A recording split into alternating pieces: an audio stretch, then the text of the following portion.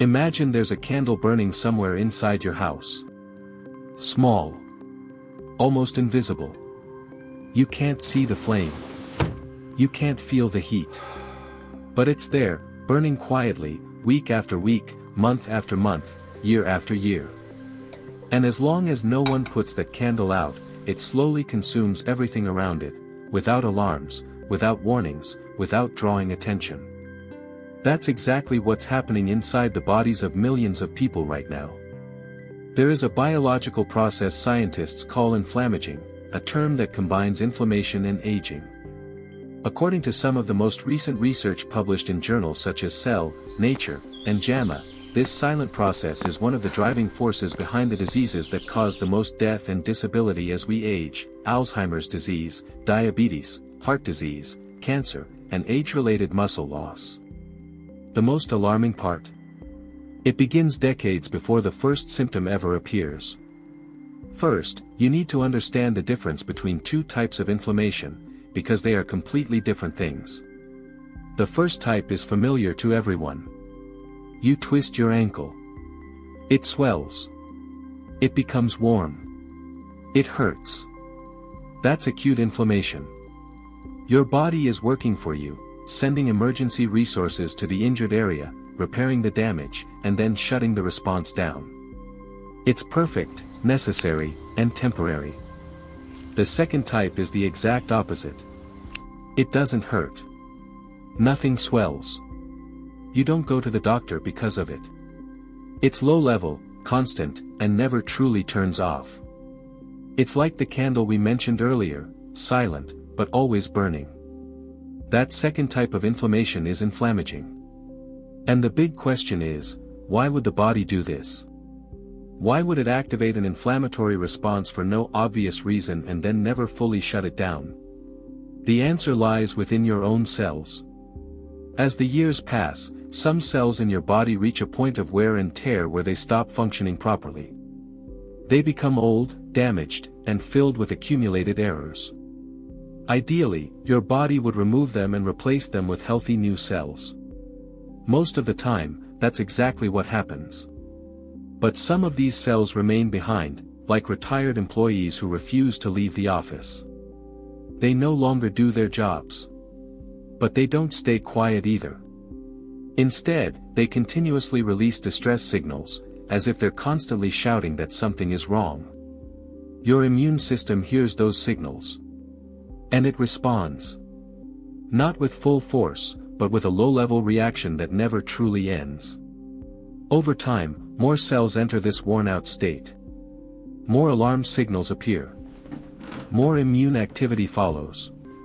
And gradually, what started as a tiny spark becomes a permanent ember warming the entire body 24 hours a day.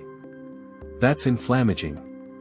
And what that ember does to your body over the course of decades can be devastating. Let's look at what happens in some of the body's major systems. In the heart and blood vessels, this low-grade inflammation quietly damages artery walls year after year. It promotes the buildup of fatty plaque inside blood vessels. It stiffens the arteries. It raises blood pressure. Not all at once, but slowly, over decades. When a heart attack or stroke finally occurs, the immediate cause may appear to be a blockage. But the fire that prepared the ground for that blockage had been burning for years. In the brain, chronic inflammation is now considered one of the central factors involved in the development of Alzheimer's disease. The brains of people with Alzheimer's show signs of accumulated inflammation that researchers believe may have started 20 or even 30 years before the first memory problems appeared. You don't suddenly forget overnight. The process begins long before that. And inflammaging is one of the flames fueling that process. In the muscles, most people begin gradually losing muscle mass after age 40. For years, it was assumed this was simply a consequence of getting older or becoming less active. But research now shows that a significant portion of this decline is directly driven by chronic inflammation, which interferes with the body's ability to build and maintain muscle, regardless of how much exercise you do or how much protein you consume. Muscle is life. It's balance. It's independence. It's longevity. And the silent fire slowly consumes it over time. In metabolism, this background inflammation also interferes directly with how the body processes blood sugar. It reduces insulin sensitivity, gradually pushing the body toward type 2 diabetes. Not because of one unhealthy meal, but because this internal imbalance has been building for years. Now comes the question that changes everything. When does this begin? Not at 70. Not at 60. Research shows that markers of this silent process can already be detected in adults in their 30s and 40s. Not at dangerous levels, but present and increasing. Every infection you've had throughout your life has left a trace. Every period of prolonged stress has contributed. Every night of poor sleep added a little more. Every year of inactivity added another piece of firewood. Inflammaging is not an event that suddenly appears in old age. It's a bill that's being built throughout an entire lifetime.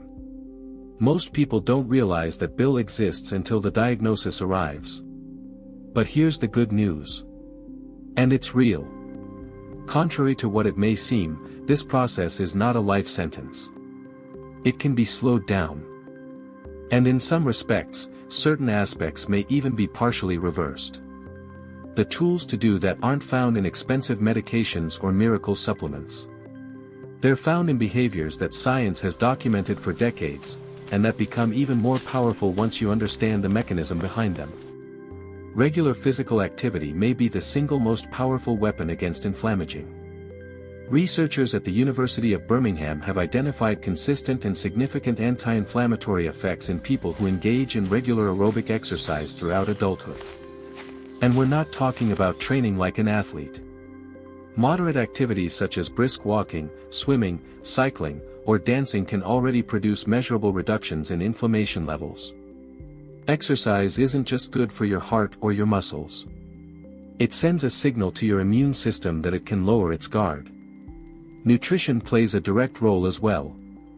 Diets rich in colorful vegetables, olive oil, fish, fruit, and whole grains, the Mediterranean dietary pattern, have repeatedly been shown to reduce markers of chronic inflammation. Not because of any magical ingredient, but because this combination of foods provides the body with the tools it needs to regulate the immune system properly. Meanwhile, ultra-processed foods, excess sugar, and industrial fats do the opposite. They feed the fire. Sleep is anti-inflammatory. During deep sleep, the body performs critical repair and immune-regulating functions that simply cannot happen in the same way while you're awake.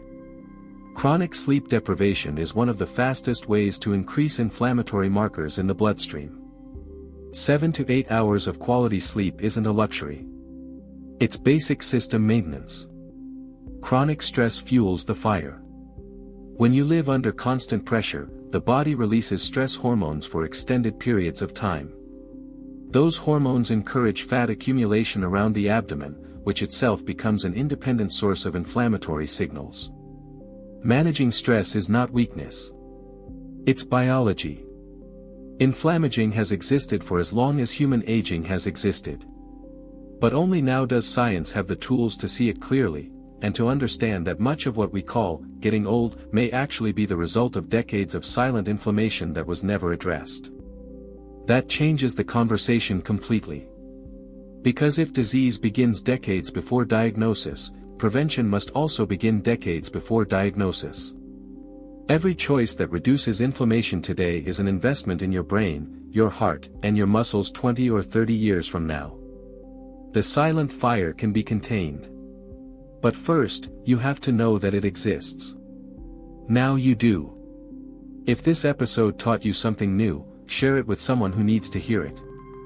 The science of healthy aging deserves to reach far beyond the laboratory. And I'll see you in the next episode.